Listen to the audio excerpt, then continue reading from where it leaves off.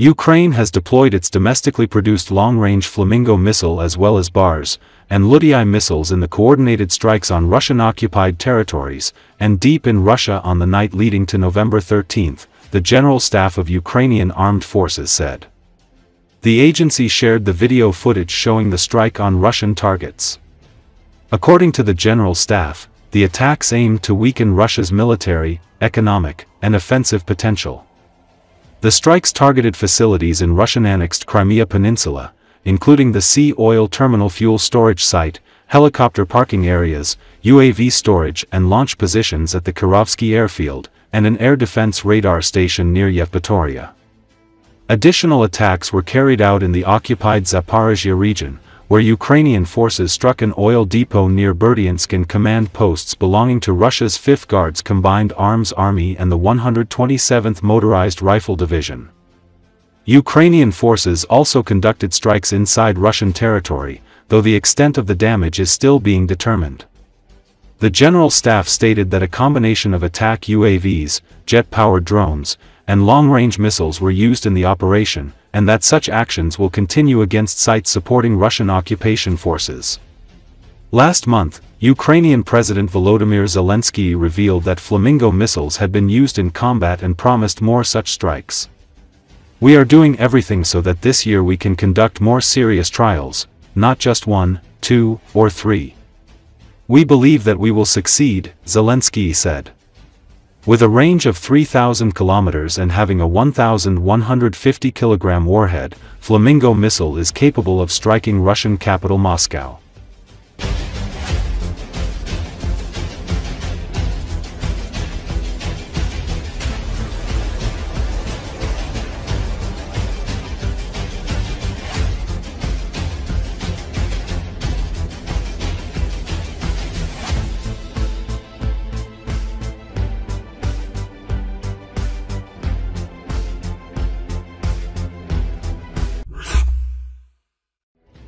A column of Russian units entering Pokrovsk caused a storm of emotions online.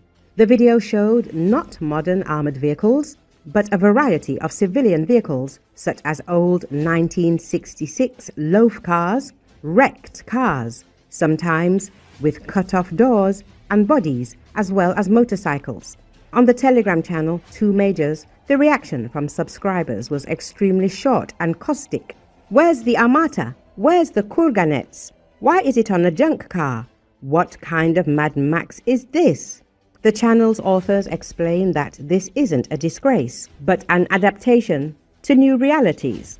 Drones have made a massive convoy offensive impossible. Different tactics are being used: infiltration, accumulation, and operations in 2s and 3s. As an example, a video was shown of a single Russian soldier being attacked by 7 Ukrainian drones, but he managed to fight them off. Doorless cars and convertibles aren't about aesthetics, but about safety.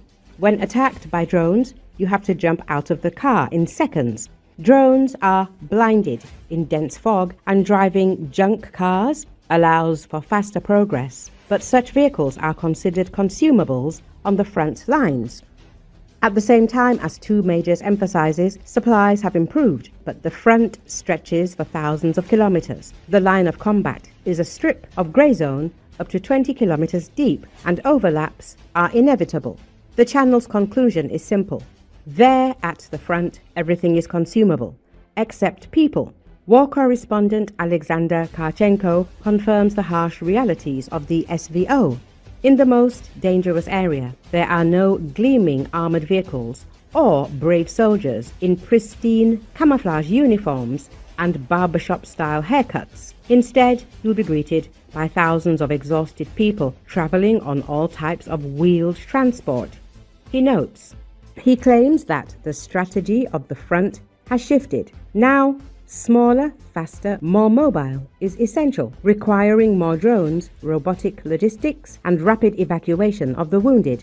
Until this is implemented to the required extent, we have to use motorcycles and convertible loaves. The video has sparked a wave of opinions on the Runet, ranging from compassion to caustic criticism.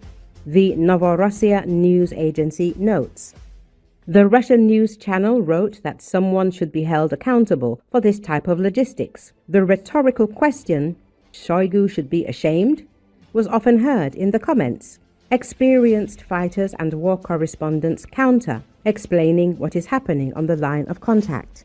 Despite the fact that the enemy is savoring our auto junk, it should be noted that this auto junk is much quieter than armor and less noticeable to reconnaissance assets, writes renowned military correspondent Andrei Filatov, who specializes in electronic warfare systems. A retired military pilot and host of the popular Telegram channel Fighter Bomber directly emphasizes that the main thing in this video is not the broken equipment. Yes, it would definitely be better to ride armatas, kurganets, or ride on Fedor robots, but unfortunately we don't have them. Or rather, they probably will be, but sometime later. We need to move forward now, and that's the most important thing. Our soldiers are moving forward with all of this, no matter what, he states, adding that it's much better to ride poorly and without much fanfare than to march very well and drag around military gear. Wagner PMC veteran Condottiero noted the practical purpose of the actions. According to Zelenski, this is called the infiltration of small sabotage and reconnaissance groups of the Russian armed forces into the city. Up to 20 people. The entire city is under our control. A cleanup operation is underway in the center, he writes. Ukrainian television channels interpreted the footage published online in a more somber manner. Pokrovsk is lost. The Russians are moving in en masse with their main forces and are feeling free in the high-rise buildings in the south. The fog has helped to finally cut the Pokrovsk pocket in two, the analytical channel Legitimny admits. The authors state that the General Staff of the Ukrainian Armed Forces practically buried its soldiers there, and units in the southern part of the pocket found themselves in a critical situation.